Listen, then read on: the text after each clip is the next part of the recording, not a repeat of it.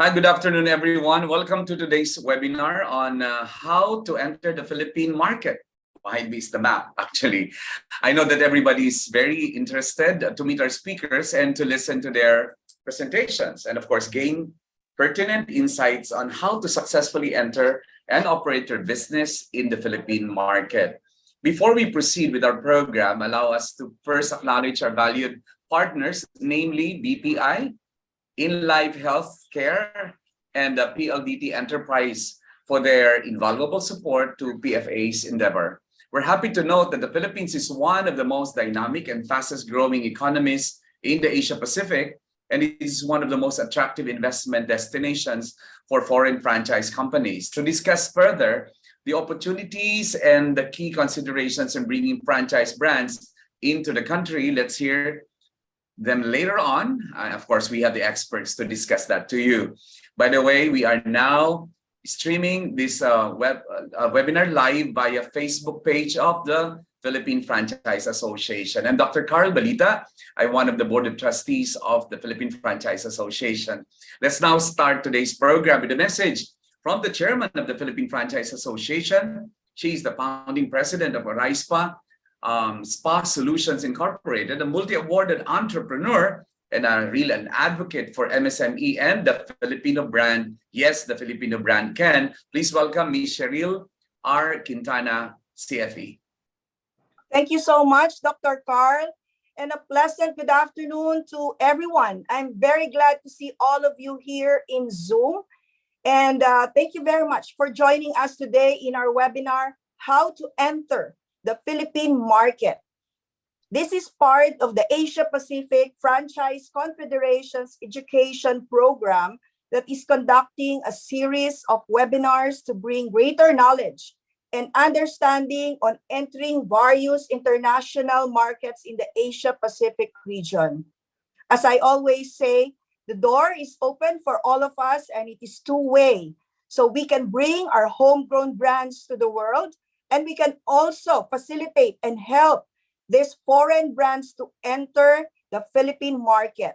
So this afternoon, I'm very glad to welcome all of you, and this activity hopes to accelerate the expansion possibilities in the Asia Pacific region and to push forward the export of more and more homegrown brands to different territories through franchising. Today, we are happy to provide salient information on entering the Philippine market related to the franchising sector. To learn more about it, we are grateful for our experts, our speakers today, who will share their expertise and knowledge on the following topics. First is the Philippine franchise trends and opportunities and tips how to succeed in the Philippines. Of course, we will be talking also on the Philippine franchise laws to discuss why we should consider franchising versus other types of starting up or business methods and laws and applicable provisions affecting franchising. We will also be discussing the best practices and key strategies on how to operate the foreign franchise brand in the Philippines. Indeed, this would be a highly informative webinar for all of us. Hence, I encourage all of you to stay tuned, take notes until the very end, and discover why the Philippines is one of the most attractive business destinations for foreign franchise brands and why franchising would be a very good mode of entry for expanding overseas and an effective strategy in increasing our global footprint. Once again, thank you so much and have a wonderful day ahead. Thank you very much, our PFA chairman, chairperson, Ms. Cheryl Quintana, for your welcome message. And shall we say together? Yes, the Filipino brand. Yes, the Filipino brand can. Thank you, Dr. Carl. Fun friendship franchising. All right. Thank you so much, Ms. Cheryl. During the program, please feel free to participate in the discussion, and this is by actively interacting through the chat box. As a guide, let's practice and observe respectful comments in the chat box for a fruitful learning experience. Also, key in your questions at the Q&A box if you want any questions asked, and we shall be asking those questions to our experts during the open forum, which will come after their presentations. Let's now begin the session right away, starting with the presentation on the Philippine franchise trends and opportunities. Our speaker is the current president of the Philippine Franchise Association, who is also the CEO of FrontCorp Philippines, the country's premier franchise consulting company. He also leads the country's largest franchise matching company as the president of U Franchise. Please all welcome our president, Mr. Chris Lim, CFE. Thanks, Dr. Carl. Welcome to everyone. Allow me to share my screen. Well, first of all, great to see all of you here today. Welcome to today's talk. A lot of us are interested in global expansion, and I guess the Philippines is one of the markets you were looking at. For the next 20 minutes, I just wanted to share a bit more about, just a basic understanding of the Philippine market, but at the same time, just an understanding as well of really a bit about the Filipino consumer and what the trends are happening, so that you know also how to adjust and what brands may possibly work better here in the market. And by the way, if you have questions, feel free to just ask it in the Q&A so we can answer it later on. I think first of all, it's understanding the Philippine geography. So the Philippines has about 7,100 islands with 3 big island groups: Luzon, Visayas, and Mindanao. Manila here is in the Luzon cluster, which is of course where the capital city is. But we do have 2 other major cities, namely Cebu, Davao, and a lot of other cities all over. But it's 7,000 islands, and that's going to be quite critical, and I'll talk to you about that a bit later. Now, just to have an understanding where the Philippines is now, we have about 113 million people, so the population is about 100 million. What's interesting here in the Philippines and why a lot of brands want to enter is that our average age is about 23 years old. Compare that to the other markets across Southeast Asia, where the average is closer to 30 or 35 years old. It's a very young demographic. A lot are in the working age, so you have a lot of disposable income. GDP per capita is still a bit in the middle to the lower end at $3.5 thousand dollars per capita. But another important thing with the Filipinos is a lot are English speaking. So if you're in the Philippines and you speak English, you'll be able to communicate with people. Some people may not be as confident speaking back to you in English, but majority would be able to understand English. And in terms of your marketing materials, even a lot of your franchise documents, you could keep them in English. The last thing to know about the Philippine market is that it's a 24/7 market. We have a big business process outsourcing market. So these are call centers, outsourced graphics designers, a lot of outsourcing who work a lot with Western brands, whether that's the US or Europe. So they are on 24/7. So a lot of them do have night shifts. So brands that cater to this 24-hour market can do a bit better. So convenience stores do very, very well here, especially because they're the only ones still open when a lot of these BPO workers get off the market, get off their shifts. Now, in terms of the franchise market specifically, we have about 2,000 franchise brands here in the Philippines. So there's over 2,000 franchise brands, and 66% of them are local, 34% of them are international. So a big slice of international brands here. These 2,000 brands have about 200,000 franchise stores. So on average, about 100 stores per brand. But some have 2,000 or 3,000, while some have 10 or 20. So it's quite a wide range. But because of this, we are the 7th largest franchise market in the world. So it's quite a mature market and a competitive market. But equally important for those looking at the Philippines is beyond the consumer market, it's become one of the training and talent hubs. So a lot of major brands, especially from the US, use the Philippines as their training hub. So they send their franchisees to the Philippines instead of the US to do training. So you could use it as a possible training hub if that makes sense to your strategy. as well as we have the largest number of certified franchise executives outside of the US. So a CFE is the mark of distinction, a certification within the franchise industry. So you do have a lot of talent that you can tap.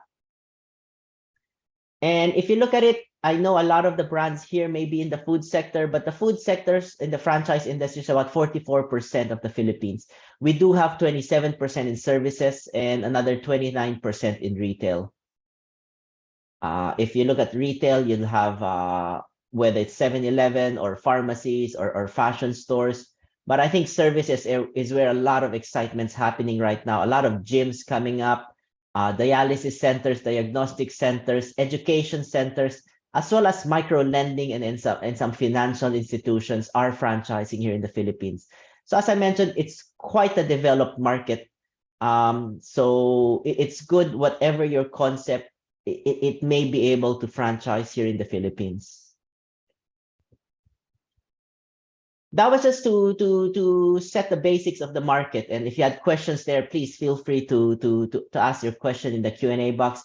But I want to talk a bit more about some of the trends coming out, which we've summarized into shift: sustainability, hyperlocal, innovation, focused shift on consumer preferences, and this importance of time and technology.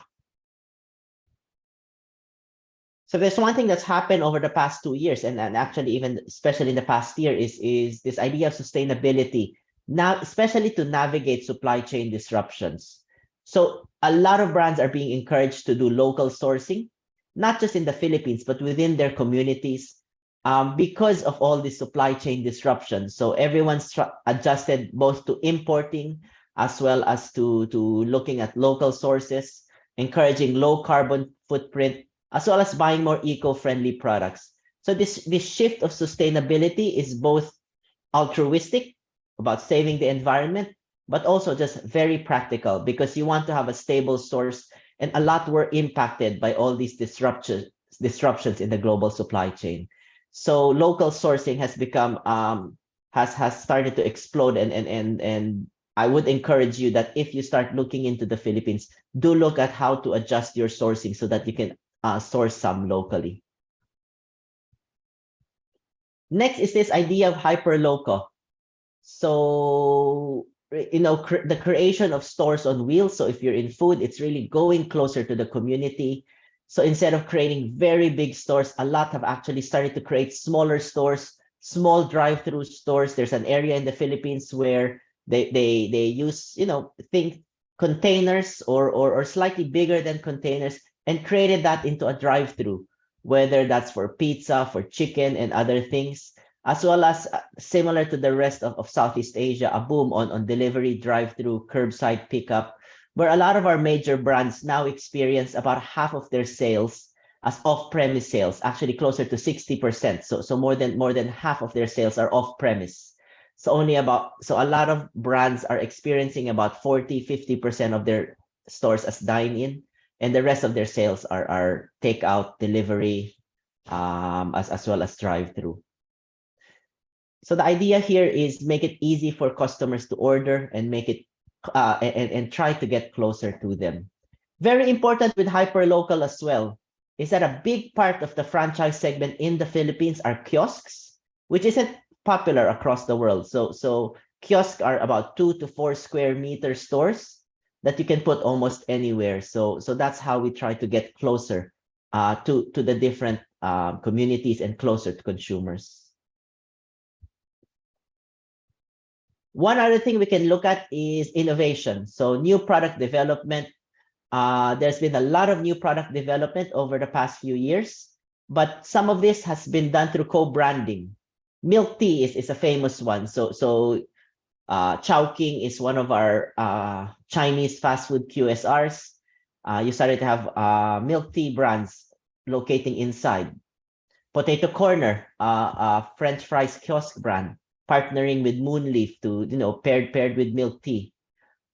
So one thing when you enter the Philippines is beyond your brand, do look at possible co-branding collaboration, because not only does it bring in something new, it also helps you jumpstart the recognition of your brand. And we've also had brands that entered complementary categories, whether it's a coffee kiosk starting to offer popcorn or other things, other snack items. So innovation was quite critical throughout the past few years and will be continuing a critical component in the coming years. Then, of course, we have a focus shift in consumer preferences. So we've seen a good shift into healthy products. At the bottom right there is Pure Nectar, a cold pressed juice brand, but also a shift, to alfresco dining. We've seen a lot of brands shift to alfresco dining. Now that the COVID cases went down, we can see a shift back into dining, into indoor dining. But most brands still have a good alfresco presence because there's still a key segment that look at alfresco dining and realize the beauty of actually dining outdoors. The last out of shift is time and technology. So things that drive convenience, that save you time, are very critical. So we've seen lowering of people have looked at convenience more than loyalty. So they've been jumping and shifting different brands, looking at what makes it more convenient for them instead of just being loyal to one brand. As well as a shift to omni-channel, and you've seen this everywhere. Omni-channel being online, whether it's a website, whether it's through Viber, whether it's through Facebook Messenger, or an offline, your offline stores. So make sure you do have a good presence omni-channel, as well as social commerce and live streaming shopping is getting big, maybe a bit more for fashion and retail. So TikTok commerce booming in the Philippines, a very big component, maybe less for food, a bit more for fashion, beauty, and that segment. So if you are in that segment, do look at TikTok commerce or social commerce.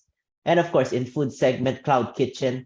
A lot of brands have been using cloud kitchen to penetrate new markets without having to invest in very costly restaurants. So we do have some brands who are able to deliver in certain areas, even if they didn't have a physical store, because they use the cloud kitchens to experiment a bit before they then invest in a full-scale store.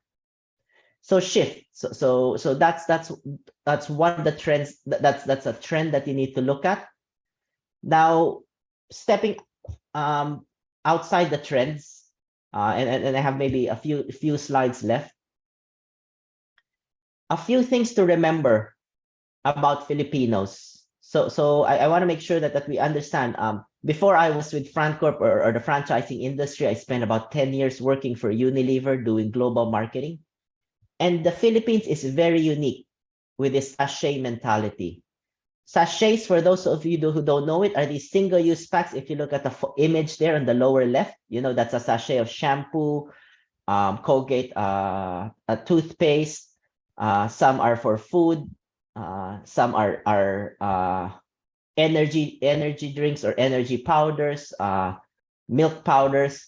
So almost everything is sold in sachets here. In fact, it's one of the few markets around the world where sachet is about 70 to 80% of the volume of the market.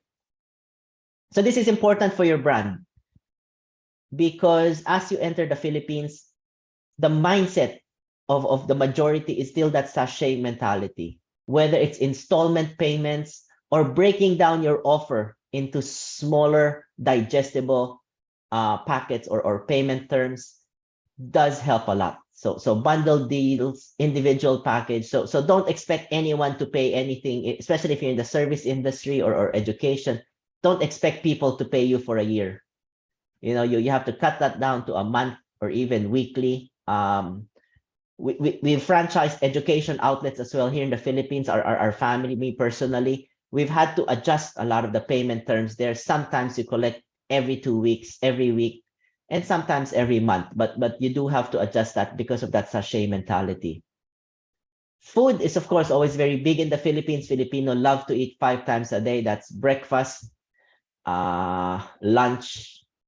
You have a mid-morning a merienda, so that's a mid-afternoon snack, dinner, and you could have an after-dinner meal as well. So it's 4 to 5 times a day, and Filipinos love taking photos of their food. So if you are in the food segment, make sure it's IG ready.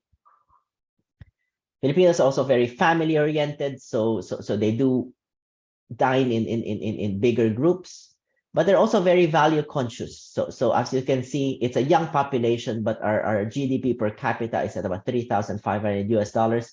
So a lot of eat all you can, buffets, as well as buy one take one, have worked very well here. One of the, we've had buy one take one burger chains that have reached 800, 900 stores. Buy one take one shawarma chains. Even some milk tea have started to offer buy one take one. But as well buffets, Samgyeopsal, Korean barbecue has been doing very well, but a lot of them do offer eat buffet and eat all you can. So there is that value part of it. And the last, there was a global study we did when I was with Unilever, and there are basically two markets where celebrity endorsers do very, very well, and that's the Philippines and Brazil. So the Philippines, if you do have a popular celebrity endorser, or of course, right, these days, influencers, it does help a lot in terms of creating that credibility as well as traction for your brand. So just 5 things to remember about the Filipino population. And my last extra tip for you is probably when you think of the Philippines, you'll think of Metro Manila as an entry point. But don't concentrate only in Metro Manila. Do look at either Cebu or possibly even Davao as an entry point. Especially Cebu is a very dynamic market. Do look at that as a possible entry point, because Metro Manila, though it is the capital city, is very, very competitive. So some have looked at skip that and started to enter Cebu and Davao, and then spread over Visayas and Mindanao instead of concentrating and putting too much capital in the capital city. Now, how can PFA help? The Philippine Franchise Association is here to help you. We do have the largest franchise show in Asia called Franchise Asia Philippines. We do business-to-business session, discovery days. We also do certified franchise executive programs. So for you as business owners or your executive team, if you did want to get certified as a certified franchise executive, we do hold sessions in the Philippines, bringing in global trainers once a year or sometimes twice a year. So please do come to that. And we do also have network of experts we can connect you with. That's why we do have a lot of foreign franchise member brands and foreign franchises here, from 7-Eleven, the BNI Group, Chatime, KFC, Mr. Donald, McDonald's. So a lot of the global brands are here in the Philippines, and we'll hear from one of them, a Taiwanese milk tea brand, later on. And let me end with this. Franchise Asia Philippines. There's an international conference on June 7 to 8 together with a certified franchise executive. So if you're looking more at education, you look at that. Now, if you did want to enter the Philippines, do look with your brand. Do make sure you look at exhibiting in Franchise Asia, October 27 to 29.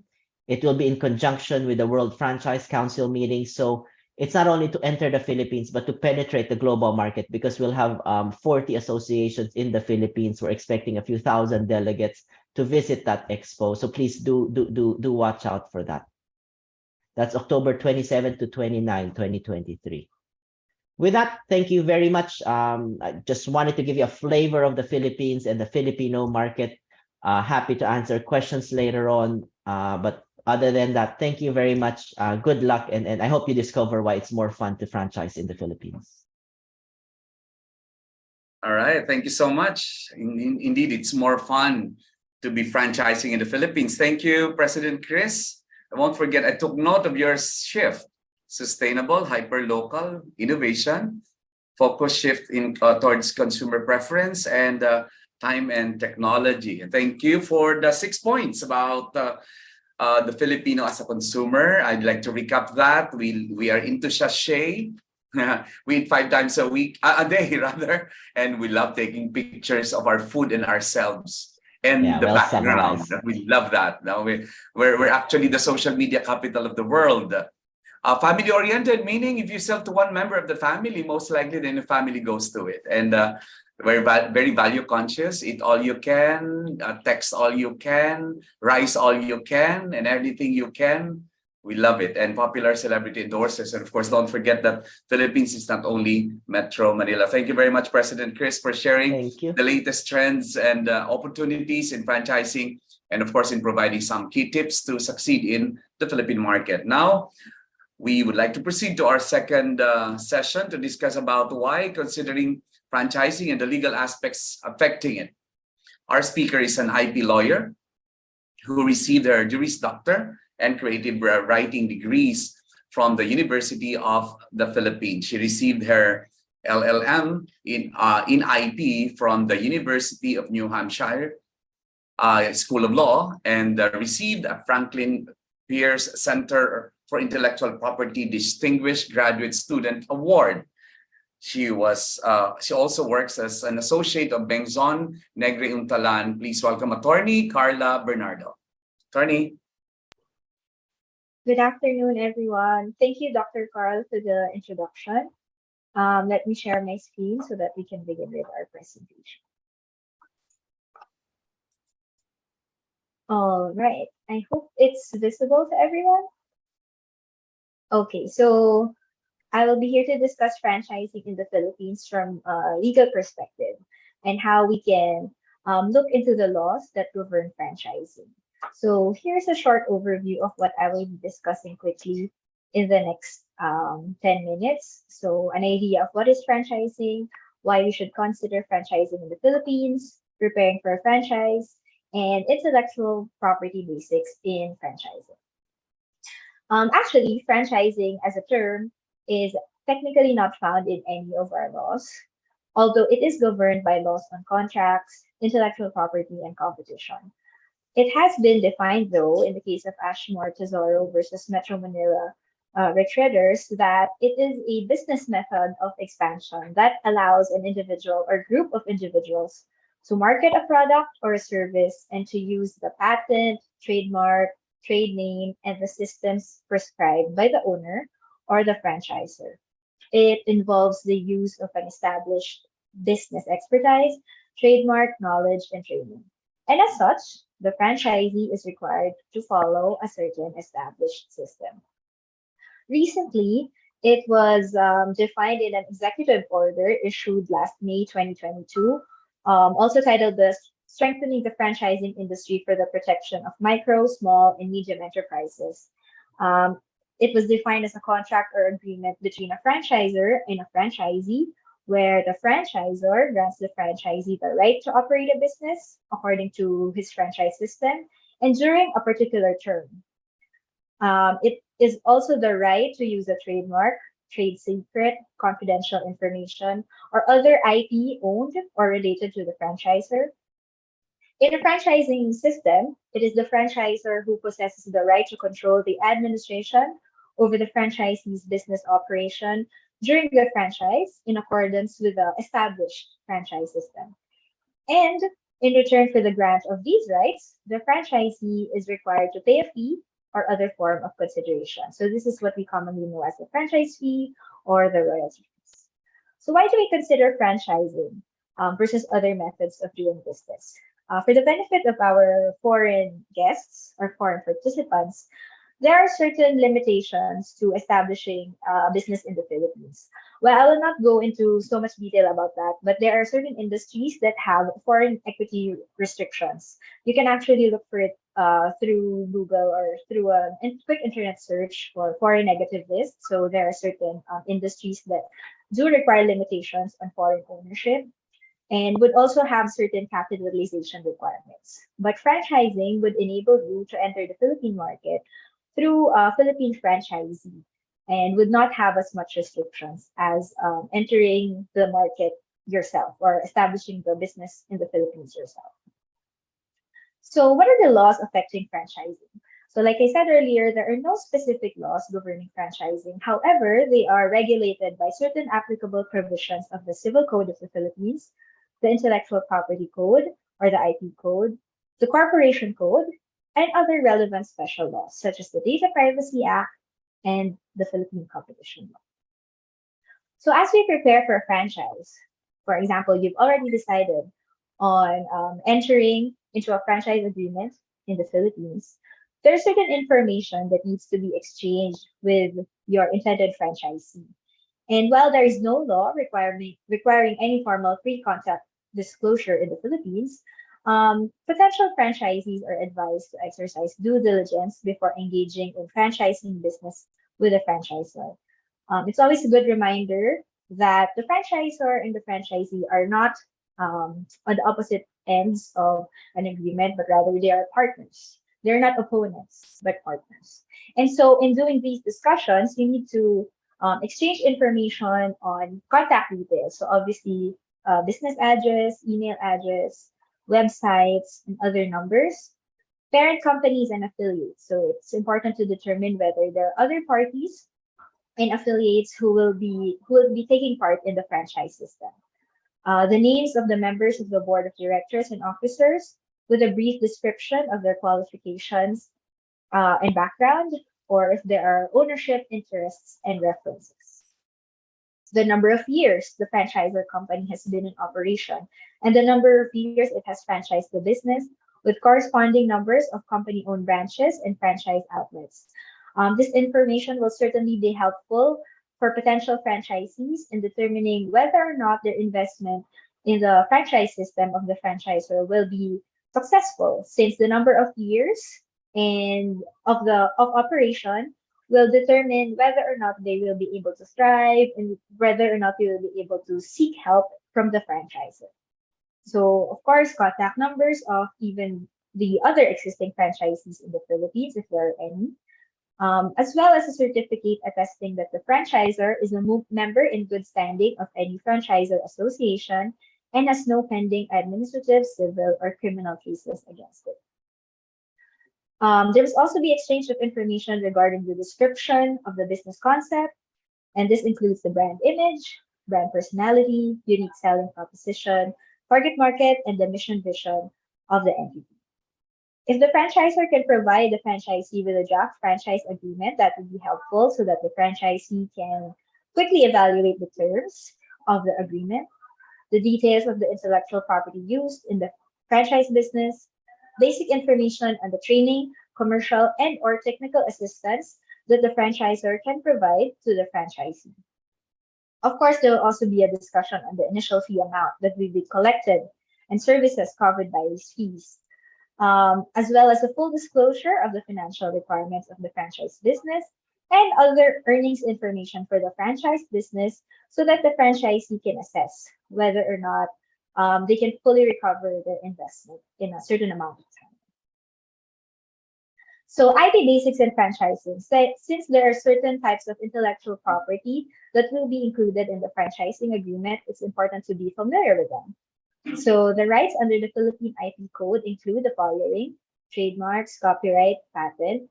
And as you can see, there are other types of IP rights as well, such as utility models, industrial design, geographic indications, layout design of integrated circuits, and trade secrets. So as a general overview, patents usually involve inventions, trademarks usually involve branding and logos, and copyright involve artworks, scripts, advertisements, audiovisual works, and computer programs. So just to give you a contextual example of these types of IP rights. So for example, you are a franchisor for a gym or a training establishment. So copyright will cover your music, artworks, and advertising materials. Patents might cover your gym equipment. Trademarks will definitely cover your branding or your logo. Industrial designs might cover the design and shape of your gym equipment. Layout design might cover the circuits that compose the microchip of the gym equipment, if ever you have new electrical equipment. And protection of undisclosed information or trade secrets will cover your special business method, for example, training for your instructors. Okay, so why does intellectual property matter? Because franchising refers to the method of practicing and using another person's already perfected business concept. And in that franchise relationship, the franchisee is granted the right to market a product or a service under a marketing plan or a system that already uses a trademark, name, logo, and advertising owned by the franchisor. So the franchise agreement will definitely cover certain types of intellectual property, and so it is important to be familiar with it. In the Philippines, franchise agreements are considered technology transfer arrangements under the IP code. And as such, they have to be compliant with certain rules and regulation on licensing. Technology transfer arrangements normally need to conform to sections 87 and 88 of the IP code. If they conform to these provisions, they need not be registered with the Bureau in the Intellectual Property Office. However, if they don't conform with these provisions, then they shall automatically be rendered unenforceable, meaning you can't enforce them to other parties unless you apply for an exemption in exceptional and meritorious cases, which you need to request from the Bureau in the IPO, the ITTB. I listed down some of the prohibited clauses under the IP code, which we will not go into much depth because I know we are working on limited time. But definitely, these prohibited clauses, such as tie-in purchasing, price fixing, restriction on production volume and structure, prohibition on the use of competitive technology in non-exclusive agreements, full or partial purchase options, free grant back provisions, payment for unused patents, export restriction, restriction on the use of the technology after the term of the franchise agreement, payment for expired patents, non-contestability of patents, R&D restriction, adaptation or innovation restriction, hold harmless clauses, or other clauses with equivalent effects, meaning clauses that are considered anti-competitive or abuse your dominant position or monopolize the industry that you're working with. These will definitely be considered prohibited clauses. We also have mandatory provisions, which are required to be included in franchise agreement. Franchise agreements must be governed by the laws of the Philippines, and the venue shall be the place where the licensee has its principal office. The franchisor must provide continued access to improvements on its techniques and processes related to the franchise agreement. There must be an arbitration clause where the venue of the arbitration shall be the Philippines or any neutral country, meaning a country that is neither the licensor nor where the licensee was organized, registered, or existing. And tax liability, so it's mandatory to include that Philippine taxes shall be borne by the licensor. So I know that that you may have more questions on franchise and licensing in the Philippines. I would like to share with you that our firm, Bengzon Negro Untalan, has provided a Q&A or a guide on Philippine franchise and licensing at the Legal 500 website. So if you just go to this website and search for Philippine franchise licensing, you can see a more comprehensive guide, and there will be more questions and answers for you related to this topic. And so thank you so much for listening, and I hope that this talk has been enlightening to everyone who participated in today's session. Thank you so much. Yeah, very enlightening indeed, Attorney Carla. Thank you so much. There are actually questions already for you, but I'll reserve that in a little while. Thank you. That's very comprehensive, really. I myself would have some questions to ask. And now we can proceed to the sharing of our franchisor that has acquired the Philippine Master Franchise of a well-known specialty brand in Taiwan and is now aggressively active in its global expansion in Asia and Europe. Our speaker has been in the food and beverage business for over 20 years and brings with him great insights and appreciation about global brand acquisition and mobilization in the Philippine market. A simple yet passionate visionary, please welcome the President and CEO of TrueWin Philippines, Mr. Gilbert Jim. Hi, thank you, Dr. Carl. Hi, Gilbert.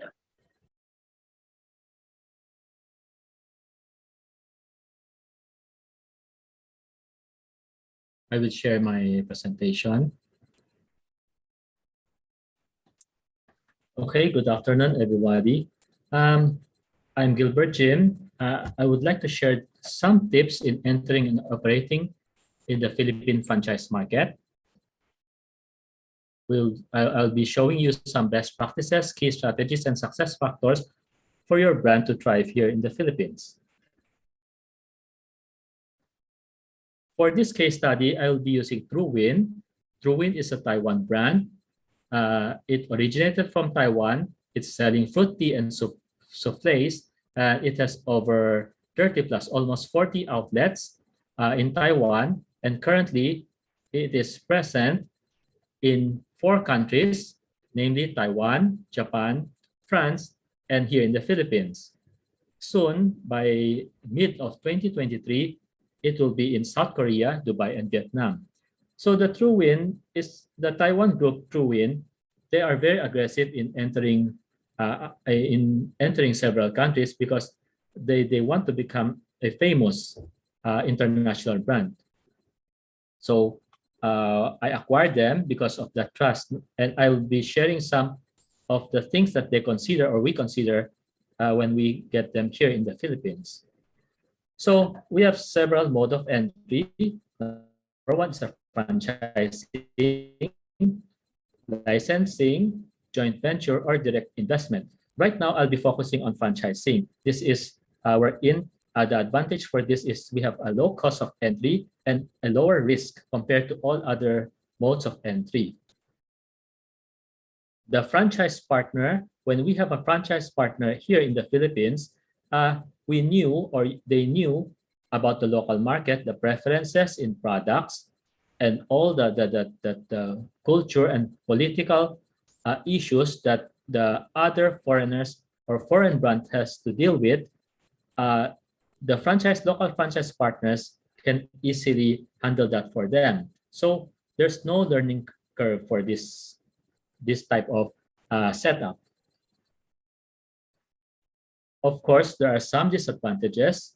Number one, when the franchise partner here is not competent, there's a threat to your brand. For example, if their reputation is not good, so the brand, the foreign brand will be destroyed. For all other, another disadvantage is that when we have a franchise in our local country, we have the complete control over the franchise system. But in other countries, there might be a little leeway that the local brand or the local franchise partner will have, so you don't totally have a complete control over your system. But that is quite minimal. So I would like to talk about the factors that we consider when we brought TrueWin here in the Philippines. Number one, it's a market attractiveness. What is the preference of the local market?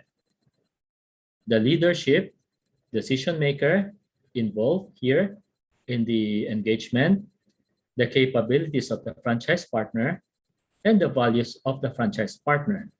So these are the factors to consider. I'll start with the market attractiveness. So the question to answer is your brand or product acceptable here in the Philippine market? For TrueWin, since it offers fruit tea and juices, this is how it looks, no? Right now, what does the Philippine market prefer? As a tropical country, the Filipinos or the locals, they're accustomed to cold fruit-based beverages because it's so hot that everybody would like to avail of fresh fruit beverages. They drink a lot of juices. So as you can see, the fruit tea is a perfect product for the Philippines. Also, the tea-based drink has been very popular for the last 2 decades. They started with the milk tea. So both of the products, the fruits and the tea, they are very preferred here in the local market. So that's why the TrueWin, the product, the brand, and the services or the products it offers, it's very welcome here in the Philippines. Another product offered by the TrueWin is the souffle, Japanese souffle. It comes in sweet and savory variants. Of course, the Philippine market, we have sweet tooth. Most of the people like desserts. They like the pastries. They like baked items, egg-based, freshly baked items. So luckily, souffle is one of them. So there's a very big appeal on the market when we introduce the souffle here in our shop. So this is why the True Win is very preferred, or we don't have much problem introducing them to the local market. Another is the leadership or the decision makers. Who signed the contract? Who requested the franchise or to become a master franchise? Is the person or a group of person, are they actively involved in the day-to-day ventures, or do they just assign a manager to take care of the brand? So we have to consider that when we bring the brand here in the Philippines, because it will be very helpful when the business owners, the decision makers, are the one who the master or the franchisor talk with, or discuss with, or brainstorm with. It will be a lot of help for their brand to thrive here in the Philippine market. It makes everything so much easier when the owners or decision makers are involved. Another is the capability of the franchise partners. What does the franchise partner have existing business that complements to their brands or products? For me, I've been in the food and beverage industry for quite some time. So when I brought in TrueWin, we were able to produce some of the finished products, some of the ingredients we do it locally because of freshness. So we have the capability to complement their products. That's why they considered us. Another is that are we in the same industry, or do we operate the same business model? Yes, we do. I already have I'm in the food and beverage industry for quite some time, and I have operated, aside from manufacturing, I've operated some kiosks, full store, full dining, a standalone setup. So it's easy for us. We already have the expertise in the team to open and manage the brand. How much resources will be allotted to your brand?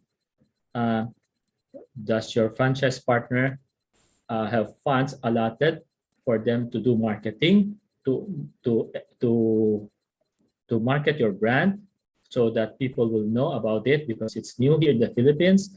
It might be famous in Taiwan, but here in the Philippines, some new, those who went to Taiwan before, some doesn't. So we have to market it. We have to allot certain funds for that. I have to allot a team, a manpower, to focus on making the brand sustainable. So how many outlets are we about to open for a year, for the next week? We have a lot of funds for that. So you have to consider if the franchise partner here in the Philippines are the resources of the capability can help your brand properly. Of course, even all of them, even if they have funds, you have to make sure that supply chain, you have to sustain the supply chain. We can deliver to the outlets. For example, we open 30 outlets. We have to be able to deliver the ingredients, the raw materials, the packaging. We have, for TrueWin, our biggest inventories will be fresh fruits. So we'll be able to source the fruits, the fresh fruits. Sometimes we have to import them, and we are able to supply. These are all considered when we do the discussion with the franchisor in Taiwan. They have considered all these things with us. So before they let us become the master franchisor, because they believe we can handle their brand and their products properly. And lastly, which is the most important one for me, is the values of the franchise partner. Do we have the same style of doing business? How do we pay our supplier? How do we pay our employees? How do we do business with other people? What is our priority? Quality over profit, or vice versa? how do we treat our employees, how do we treat our partners, the customers. These are values, the corporate culture. It has to be aligned with yours. So me, I think for the Taiwan group and the Philippine group, we have almost the same values. We know each other for quite some time. That's why when we open TrueWin here in the Philippines during pandemic, we have a easy time opening it because when there will be issues, we easily talk and discuss and brainstorm so we can do the solution. So these are some of the things that I think will help your brand thrive here in the Philippine market. I hope you learned something from this talk. That's all, Dr. Carl. Thank you. Thank you very much, Mr. Gilbert. You're really selfless in sharing those best practices on how to succeed in the Philippine market. I would have a question for you as well. At this point, we'd like to invite our participants to please key in your questions at the Q&A box so that we can answer them for you. And we'd like to welcome back our president to join us. Ms. Cheryl can also give us a lot of light in terms of our experiences. And of course, Attorney Carla. All right. And if you have some questions, please just key in. I'd like to ask the first question to Attorney Carla. I suppose this is for you. Is there a franchise act that legislates the franchise business? And if there's none, does it mean that any business can create their own terms and conditions in entering into a contract? Attorney Carla.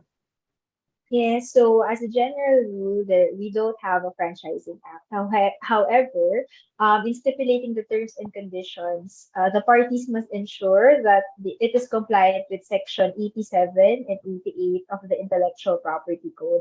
Otherwise, it will not be enforceable against third parties. They also have to consider if the terms are compliant with the Philippine Competition Act. So basically, these laws ensure that the franchisor does not practice any anti-competitive or enforce anti-competitive measures or abuse their dominant position in the market. But generally, they are free to craft the terms and conditions of the contract as long as it is compliant with Section 87 and 88 of the IP Code. Yeah, I'm very interested to ask about that monopoly of the market because, you know, when I started, for example, my business, I positioned it in all cities and I'm the dominant brand. I don't know if I'm already anti-competitor. I have to call you on that. I'm glad that I already have a lawyer daughter who would be able to help me through it. I'd like to ask Mr. Gilbert about this. Did you have to make some adjustments? You know, we understand that we love sweets, for example, and we love to drink because we're in a tropical country. Did you have to make some adjustments the way other franchisors would do it for other countries to suit to the taste buds? For TrueWin, we do have to adjust. The taste itself, we didn't have much adjustment, but we have to do the sizes. For example, the souffle, we have to make it bigger because here the market, we want value for money. So we have to make the size 25% bigger and larger. For the sweetness, since it leans on the healthy side, we just maintain the sweetness level of the Taiwan formulation. But we do adjust the size and some of the fruits that we have to use because not all fruits are available here. And based on your strategy, where did you concentrate your expansion? I mean, your operations.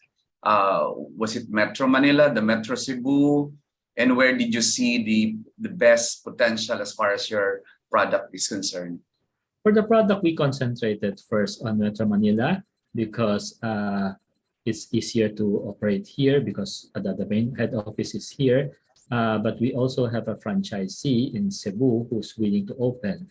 But for the site, we first targeted the malls since we want people in the mall to during pandemic. It's easier when it started opening. We have to situate it in the mall so that the people are very excited to go to the mall. So there's a lot of people who know our brand. Then after that, we'll be opening outside the mall, but mostly Metro Manila, then Cebu. Yeah, and for the information of everyone, Philippines has 7,000 plus islands, and there are as many malls as there are islands. You can just Yes, imagine. yes, correct. Yeah, and President Chris, yeah, you're into franchise consulting and also matching. How important is, for example, for our foreigners, how important is the engagement of a local partner who actually belongs to organization like the Philippine Franchise Association? How important is it in your models of making successful brands penetrate the Philippines? Well, I think if it's finding a franchisee, the franchisee won't be members of the franchise association yet. But I think what's more critical is to understand their current business, of course. But at the same time, feel free to ask the Philippine Franchise Association if you have a potential partner, you're not too sure about them, you don't know much about them. Do ask us in the PFA. We're more than happy to share whatever insights we have of potential partners here. Dr. Carl, I see Chairman Cheryl has her hands raised. Yes. I think she wanted to say Yes, something. Ms. Cheryl, I think you want to also comment on the Franchise Act. Yes, Miss Carla actually gave a very comprehensive answer on the Franchise Act, if there is one, for the Philippines. Right now, there's no regulation on the franchising, as we all know, and the data shows that in countries where the franchising industry is highly regulated, it somehow stifles the growth of the industry. And for the Philippine Franchise Association, through its almost 3 decades of existence, we've been very strict on the fair franchising standards, which is the code of ethics in PFA. Hence, we're very particular in monitoring our members, our member brands, and PFA is actually a group of franchisors. Although our member brands are all franchisors, however, we have programs, several programs that caters to the franchisees and to the public in general, to create awareness, Dr. Carl, on franchising and how to avoid franchise scams. Because I think the one who was asking about it is quite also, they want to know if franchise brands are they're on their own in crafting their manuals, their agreements, the franchise agreements. And precisely with this, that we are very particular in helping our member brands to have the code of ethics observed. Recently, during the pandemic, there was a memorandum, there was an executive order through DTI on creation of a franchise registry. And we are closely working with the Department of Trade and Industry, through them to the Office of the President, and also with what Ms. Carla's mentioned on the National Competitiveness Council, as well as IPOFIL, in order for us to really help our franchisor brands be able to help their franchisees.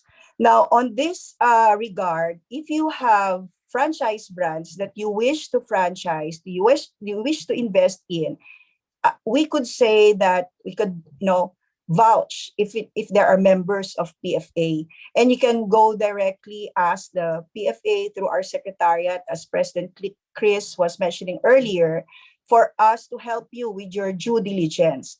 Now, if for brands outside the country, specifically for the Asia Pacific Franchise Confederation or the Asia Pacific region, if these brands are member of any of the countries that are member of APFC, we can also help you out in doing your due diligence, because all of these countries that are members of APFC also have their own code of ethics, and we can, of course, liaise with them, and help you get connected with the associations, as PFA is the current secretariat of APFC, and we're very active in our in our membership with the World Franchise Council and APFC. That's very assuring, Ms. Cheryl, to make them feel good about the Philippine Franchise Association being their partners readily for, especially if they're entering the Philippine market as a franchise brand. There's a question from someone who represents the F&B concepts in Singapore, mainly from Robin Yo. And the question is, what types of food cuisines are popular for the Philippine market? And maybe Gilbert may have done a lot of studies about this. And of course, our franchise expert, Chris Lim, may add value to this, and Cheryl as well. Yes, please. Gilbert, what did you notice as cuisines that are more popular in the Philippine market? Of course, the cuisines that we have right now is as long as there's rice-based rice. Japanese cuisines are popular right now here in the Philippines. We can see a lot of brands in Japanese thriving here, Japanese brands, and of course Taiwan products also. I can see several Taiwan brands starting to come in, restaurant based. Those are our observation. Yeah, and of course, we eat anything that has four legs except the table, anything that flies except the airplane. So there's so Yes. many. Even the Western food are now also becoming very popular in the Philippines. What about you, Chris? Would you like to add some, ideas on Well, this? I think if you look at the Japanese restaurant, it started with the family restaurants where there's a mix of so many different items inside. But as the market matured, there's a katsu restaurant, there's a ramen restaurant, which is more typical of what Japan is, right? It's really a more focused menu. I think Korean restaurants is starting to do that. Well, Korean restaurants used to be big family restaurants. Now you have a grill, Korean grill. And I can imagine that segmenting into a more, specific Korean dishes, especially, K-drama and K-pop, very big in the Yeah, Philippines, as well as correct. rest of Southeast Asia. I can see that influencing cuisine. Maybe in terms of Southeast Asian cuisine, we do have a few Singaporean restaurants, Hainanese restaurants, but Hainanese chicken restaurants. But I'd say maybe something that's under tap, but I can see it growing is the Thai restaurant segment. So I've already seen it in the more leading edge, places in the Philippines, the more leading edge customers, but eventually that will get into the mass-based customers. I think getting the right mix of Thai food that's acceptable to the Filipino taste, but still, slightly adhering to the authenticity of Thai food. That's still not present here in the Philippines, but we can see a lot of them popping up. Yeah, speaking from my personal experience, I would have my family go out for dinner or for a meal, and we will debate over many, very diverse choices. I'm also seeing some Mediterranean foods coming in. And of course, as far as drinks are concerned, we also love to experiment on really tasting what's there. And please don't forget that 10% of the Philippine population, about 10 million of us, are overseas. And you can just imagine if there's a brand overseas that overseas Filipinos tasted, they would love to brag it and bring their families to have a taste of it. So we have our ambassadors actually all over the world, and these are the overseas Filipinos. And Michael Mock is very interested if he can have a copy of the Code of Ethics for Franchise Business. And a question, is it a guideline or is it the compliance to the COE, a legal requirement, attorney? Is it a legal I think requirement? this is Yeah. I Yeah, think this is more a question for PFA Chairman. Yes, Phil. Ms. Cheryl, please. yes. Well, we can share the copy of the Code of Ethics of PFA. In fact, all the franchise member brands of PFA, before they get accepted for membership, we really have a very strict screening for each of the brands entering PFA. So, Michael, we can share you a copy of that. Just get connected with the PFA Secretariat.